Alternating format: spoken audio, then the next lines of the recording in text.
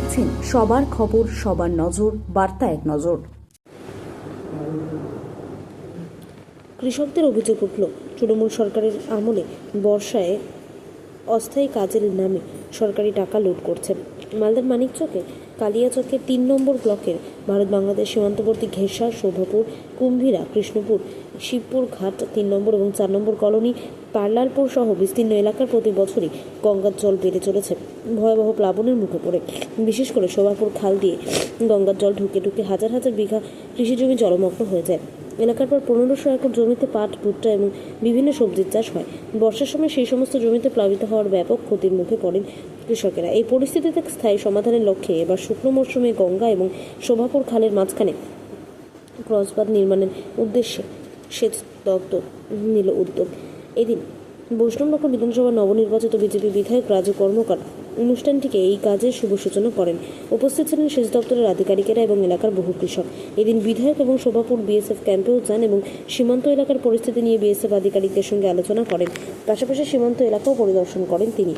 স্থানীয় কৃষকদের অভিযোগ, পূর্ববর্তী তৃণমূল সরকারের আমলে বর্ষার সময় শুধুমাত্র অস্থায়ী কাজের নামে সরকারি টাকা লুট করা হতো, কিন্তু সমস্যার স্থায়ী সমাধানের উদ্যোগ নেওয়া হয়নি। তাদের দাবি, বহুবার প্রশাসনের কাছে আবেদন জানানো হলেও কোনো কার্যকর ব্যবস্থা নেওয়া হয়নি।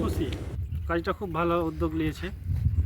বানটা হচ্ছে ধরেন খুব ভালো হয়েছে চাষিদের, আমাদের এটাই বলবো। জমি প্রায় ধরেন ১৫০০ একর জমি আছে আমাদের এখানে পড়ে। এতদিন কি হতো?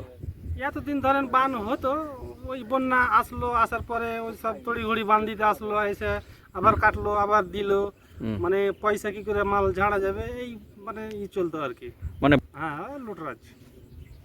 হ্যাঁ, ওই আগে বানটা হচ্ছে মানে খুব ভালো হচ্ছে, আমি খুব খুশি, আমার জনগণ সবাই খুশি। তো এই ক্ষেত্রে কি হ্যাঁ, প্রচুর উপকৃত হবে।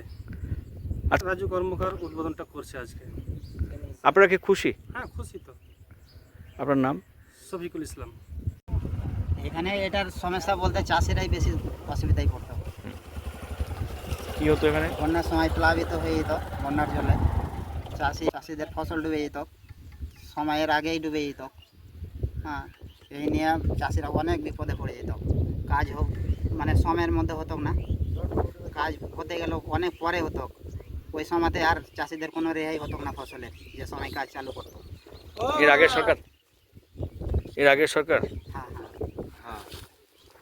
আগের সরকারের আমলে কাজ হতে গেলেও সময় মতো হতো না। তাতে কি সমস্যা? যাতে সমস্যা হতো, চাষিরা বেশি বিপদে পড়তো।